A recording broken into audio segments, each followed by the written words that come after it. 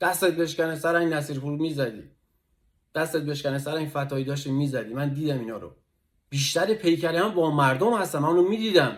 رئیس حفاظت غرب تهران سر ملکی اومده بود اونجا میدون هشتم، داشت به ما میگفت که این راهی که شما داری میری راه امام حسینه، بزنید.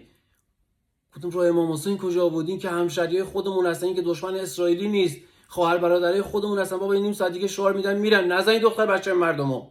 سر این ملکی، سر این منصوبی، همتون زدید. سیفی، بخشایش، یاری، من همه شما رو به یاد دارم تا ابد. شما جنایت جنگی که اصلا جنایت علیه بشریت کردید که از جنایت جنگی کمتر نیست. من میدیدم با اسلحه داشت دختر بچه مردم میزدید. چه گناهی کردن اونا؟ هیچ گناهی نداشتن. اونا واسه حق و حقوق اولیه خودشون اومده بودن تو میدون. شما نباید اونا رو میزدید. دست روی ناموستون بلند کردید، دستتون بشکنه. شما غیرت نداشتید، فقط برای منافع خودتون، فقط برای دزدی خودتون. من میدونم سر این نصیرپور فرمانده شهریار همتون رفتید بالابان زمین بهتون دادن، همتون حمایت شدید چون سرکوبگرای خوبی بودید. شما هم سرکوبگر بودید هم دزد. شما خائن‌ترین آدمان نسبت به این کشور هستید.